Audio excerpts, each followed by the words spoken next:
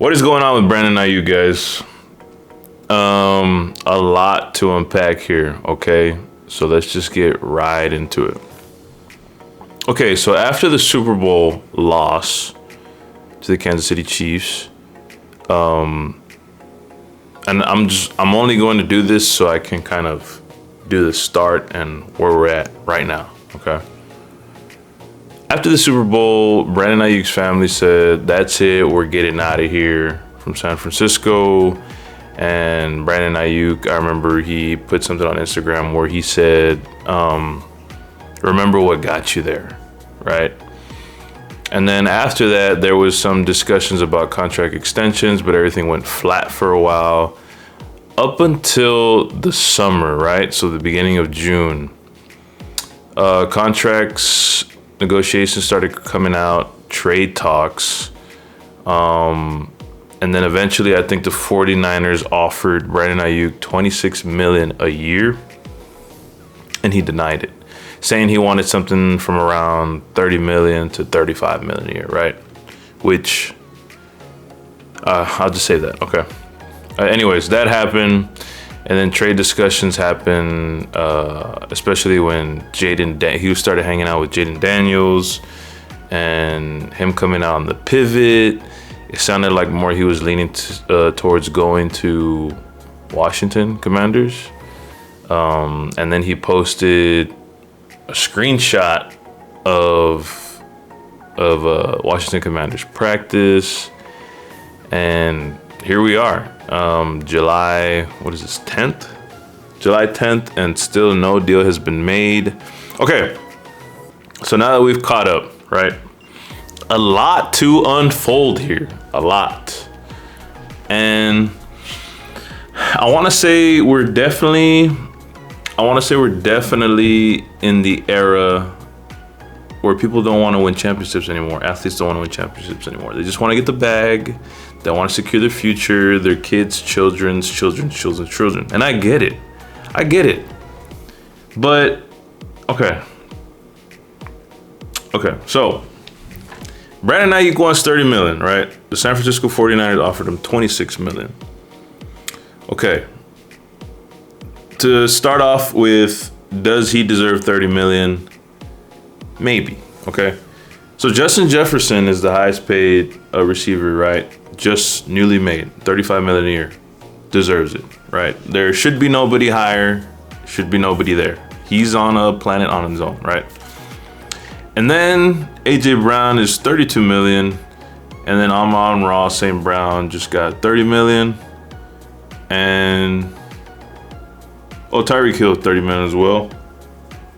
I have it right here. And Jalen Waddle $28 million, Devontae Adams $28 million. And if he were to have accepted that $26 million, he would make just as much as Cooper Kupp, more than Devonta Smith. And yeah. Which is not bad, right? Considering everything.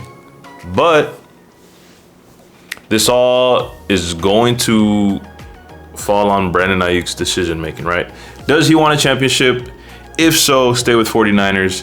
If you want the bag, and the bag is all you care about, money is all you care about, never want to see a championship, go to the Washington Commanders like you've been hinting to do, right? Which is what I think he's trying to do. He wants to play with Jaden Daniels. And that wouldn't be bad, Scary Terry's there, but that organization is behind on a lot, okay? So let's break down the two. Stay with 49ers, why? Go with Washington Commanders, why? Okay, so you stay with the 49ers, right? You have a chance for a Super Bowl. Not only a chance to go to the Super Bowl, but to win one, okay? They could have won this one. A lot happened in there, and I honestly believe still to this day, if Dre Greenlaw would have played, I think they win the Super Bowl. But that's neither here nor there. So they've been scratching the conference championship, the NFC championship for the past 3 years, and Super Bowl, right? They've been sniffing it. They got to one last year. They got to one a couple years back, right? And they're still good to go, right? They didn't lose a lot. If Dre Greenlaw comes back half of the man he was, this team is still a Super Bowl contending team, right? And then you're going to have, so the 49ers are going to be there. You got to say the Eagles are going to be there. You got to say the Lions are going to be there, right? And, you know, this is just to put things into perspective. If the Eagles and the Cowboys are contending to go to the playoffs, and you want to go to the Washington Commanders, I'm just saying that's not an easy route. You stay with the 49ers, you get $26 million, you're surrounded by a supporting cast that you're not going to have with the Washington Commanders, right? You have the best running back in the NFL, you have Deebo Samuel, you have George Kittle. I mean, he's kind of declining, but still the best blocking tight end in the league and still can be a weapon if they choose to utilize him, right? You have Juwan Jennings, you have Ricky Pearsall now, you have Brock Purdy coming too. Like, there is so much, and you have a defense that could just carry games and win games by themselves, right? Considering Dre Greenlaw comes back, even if he doesn't, that defense is still amazing, right? So that's all you have. You just need to win the big one, right? And it's $26 million. Like, you're going to be the 4th highest paid receiver in the league. I mean, what's so bad about just being $4 million off, right? But the one thing I can see, and I understand, he's 26 years old. This will probably be the last contract he'll get. But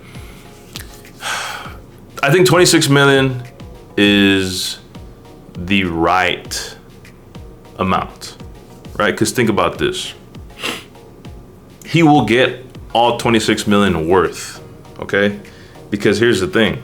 He's averaging about 80 targets. For the past 4 years, he's averaged 80 targets, or he's caught 80 balls a year, right? And I don't think that's gonna go higher. I don't think that's gonna go higher at all. I don't think he's gonna get more targets. I don't think he's gonna get more catches.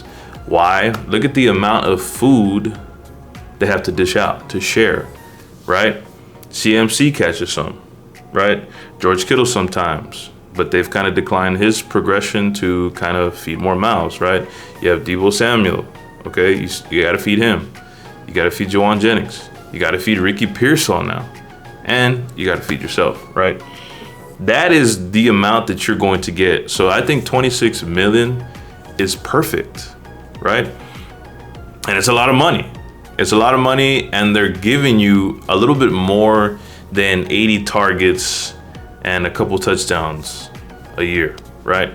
He has to understand that that is his value with the 49ers. He can go anywhere else and get 30 million for sure or higher, right? Because the market's going to go up. Justin Jefferson just reset the market, right? So he has to take all of that into consideration, and that's what he'll amount to, right? 26 million a year, which is perfect. I mean, the 49ers. Also, do you have leverage, right? So the 49ers opted his 5th-year option, and he's going to make $14 million a year. This will be his last year, right? This will be his last year of his rookie contract, making $14 million a year. And the thing is, do you have leverage, right? He said the 49ers already gave you your 5th option. So you're a 49er unless they decide to choose what your future should be, right? So if they're going to sign you on the 5th-year contract option, which they did, $14 million a year, and you decide to sit out, what will that do, right? You lose a year of tape, okay? You're going to give Ricky Pearsall a chance to be an option in that offense, which could be dangerous because if he comes in 2, he could be just as good or better, right? Especially with everything around him. So I don't know if you want to do that, okay? The bad thing for the 49ers is if he does sit out and his contract ends, he can freely move on with the 49ers not getting anything for him. Whereas if they can dish him out now, they can get something in return, right? Could be a 1st-round pick, could be a veteran Pro Bowl caliber position or player, right? So it's very tricky. It's very dicey. Yes, you can go. The Washington Commanders have a high cap space. They have the money to pay you, and you can go. You can literally say, hey, I want to go to the Commanders, and it'll be hard on the 49ers, but ultimately they will decide when to trade you, how to trade you, or let you walk after the fifth option. So the 49ers can have a little bit more leverage, but when it comes to losing him, obviously it's going to have to come after next year because he's on the fifth option, right? So that's where all of this is tied into. I think a deal will be made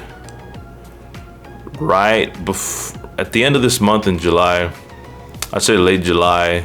If not, then the 49ers will be like, okay, you can go ahead and sit out. We're gonna go ahead and still win games. I still think the 49ers are a 10+ win team, even without him. And this will give Ricky Pearsall even much more reps, right? So it'll be a 3-headed monster with Ricky Pearsall, Juwan Jennings, and Debo, right? Obviously, you know what CMC is gonna do, right? And with defense carrying, I mean, maybe Ricky Pearsall comes shine the light, and they just say, you know what, we can trade you. Now that we see that Ricky Pearsall is his potential is just like you or even better, so let's go ahead and trade you if you want to sit out, go ahead and sit out, and then we'll go ahead and get a little glimpse of Ricky Pearsall. If he's good, we'll dish you out and get something else. If he's not, then we'll try to force you to stay, right? So, where do you think Brandon Aiyuk, or not where do you think, what jersey do you think Brandon Aiyuk will be wearing this year as the season is slowly closing in on us, about 50 days away? Do you think it'll be in the gold and red, or in another red color with the Washington Commanders, or somewhere else? I personally think he'll be with the 49ers when the season starts. And once they get a couple games in to see what's going on, if they need him or not, I think they dish him out for another player. I think they dish him out towards the middle of the season and get something in return, like a player of Brandon Aiyuk's caliber, maybe better for whatever fits their scheme or needs during the middle of the season. And that's just what I think. But agree to disagree. Just meet me at the 50-yard line. What do you think? Go ahead and leave a like. Go ahead and leave a comment on what title I should cover as the season is slowly closing in. And obviously, subscribe. Please. Please. And peace. 7 in receiving yards this year, but number 23 in targets. Have you ever thought about, because we know, and Kyle Shanahan is a damn genius. I know you know that. We all know that. But it's run heavy. We know C-Mac gonna get the rock because they're gonna run the pass. If you was in a more pass-oriented offense and you were top 10 in targets, do you ever think about what you could do? That's what we do. That's what I'm thinking about right now. I have so much more to give. I got so much more to give. That's why I'm like, when you talk about social media and shit, it's a quarterback right there. I'm thinking about what I could do with him. I'm thinking about if the Niners don't want me to come back to play with them, I'm thinking about what I could do. I know what I could do. Yeah. So. And you could thrive as that X in a... True X. True X. True X. Put him over there by himself, one-on-one, and let him go to work.